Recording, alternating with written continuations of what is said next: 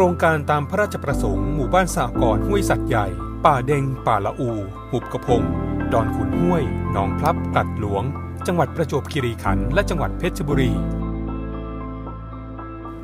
พระบาทสมเด็จพระปรมินทรมหาภูมิพลอดุลยเดชมีพระราชปรารภให้ช่วยเหลือชาวไทยเผ่ากะเหรี่ยง300ครอบครัวที่อาศัยบริเวณพื้นที่ห้วยสัตว์ใหญ่อำเภอท่ายางจังหวัดเพชรบุรีซึ่งมีพื้นที่ติดต่อกับอำเภอหัวหินจังหวัดประจวบคีรีขันธ์เนื่องจากอันตรายจากกลุ่มผู้ก่อการร้ายคอมมิวนิสต์และการประกอบอาชีพตัดไม้ทำลายป่า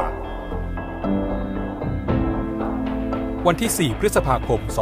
2520 คณะรัฐมนตรีมีมติเห็นชอบให้ดำเนินการโครงการหมู่บ้านสหกรณ์ห้วยสัตว์ใหญ่ป่าเด็งป่าละอูจังหวัดประจวบคีรีขันธ์และจังหวัดเพชรบุรีมอบหมายกระทรวงมหาดไทยรับผิดชอบโครงการมอบสำนักงานเร่งรัดพัฒนาชนบทเป็นผู้ประสานโครงการในการจัดสรรที่ดินให้ราษฎรเข้าใช้ประโยชน์แต่ไม่สามารถซื้อขายได้ซึ่งได้แต่งตั้งคณะกรรมการโครงการทั้งสิ้น3คณะได้แก่ 1. คณะกรรมการอำนวยการโครงการหมู่บ้านสหกรณ์ห้วยสัตว์ใหญ่ 2. คณะกรรมการบริหารโครงการจังหวัดประจวบคีรีขันธ์ 3. คณะกรรมการบริหารโครงการจังหวัดเพชรบุรีดำเนินการส่งเสริมและพัฒนาสมาชิกโครงการให้มีความรู้และทักษะอาชีพตามแนวเศรษฐกิจพอเพียงและส่งเสริมการดำเนินงานในรูปแบบสหกรณ์การเกษตร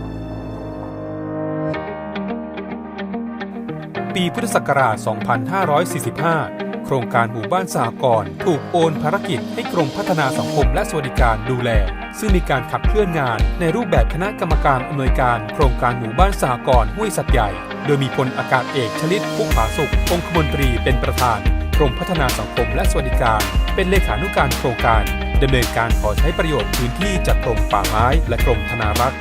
ตลอดจนจัดตั้งศูนย์ประสานงานโครงการหมู่บ้านสหกรณ์จำนวน2แห่งใน2พื้นที่คือจังหวัดประจวบคีรีขันธ์และจังหวัดเพชรบุรีเพื่อเป็นศูนย์กลางในการประสานงานภาคีเครือข่ายหน่วยงานต่างๆในพื้นที่มีบทบาทภารกิจดังนี้ 1. สำรวจข้อมูลประชากรและข้อมูลพื้นที่รวมถึงการจัดการด้านที่ดินดังนี้โครงการหมู่บ้านสหกรณ์ห้วยสัตว์ใหญ่ป่าละอูหนองพลับตามพระราชดำริจังหวัดประจวบคีรีขันธ์จำนวน8หมู่บ้านประชากรทั้งสิ้น 6,177 คน 1,688 ครัวเรือน 36,250 ไร่โครงการหมู่บ้านสหกรณ์ห้วยสัตว์ใหญ่ป่าเด็งตามพระราชดำริจังหวัดเพชรบุรีจำนวน6หมู่บ้านประชากรทั้งสิ้น 3,378 คน 1,159 ครัวเรือน 19,375 ไร่